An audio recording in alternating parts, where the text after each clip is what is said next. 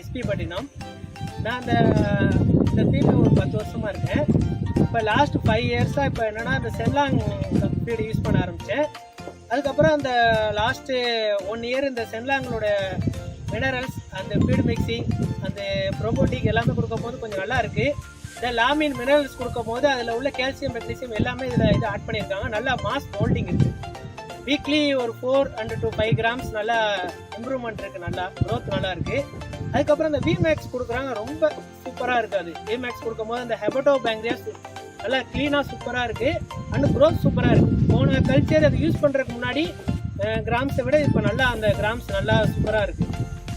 Weekly முன்னாடிலாம் ஒரு 90-100 நாள் கல்ச்சர் போயிட்டு இருக்கும். இந்த டைகர் மேன் ப்ளஸ் இந்த விமேக்ஸ் இந்த லாமின்லாம் கொடுக்க போகும்போது கல்ச்சர் ஒரு 75 நாள்லேயே அந்த 40 கவுண்ட் ரீச் ஆயிடுது. இந்த டைகர் மேன் ப்ளஸில் ப்ளஸ் என்னன்னா அந்த ஃபீடு எடுக்காமல் இருந்துகிட்டு இருந்துச்சு, அந்த ப்ராப்ளம் இருந்துச்சு. அந்த இது கொடுக்க போகும்போது அந்த ஃபீடு பழைய மாதிரி எடுத்து நல்லா க்ரோத் இருக்கு. அதனால இந்த எல்லாமே இந்த 10 இயர்ஸில் பார்த்ததுல இந்த மிக்சிங் எல்லாம் கொடுக்க போகும்போது நல்லா இருக்கு சார்.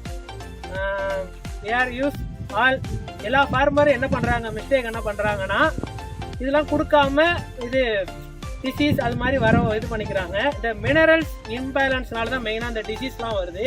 இது கரெக்டாக கொடுக்க மாட்டுறாங்க. கல்ச்சரல் எப்படி கல்ச்சர் கொண்டு போகிறது ஒரு 110 நாள் ஆகுது.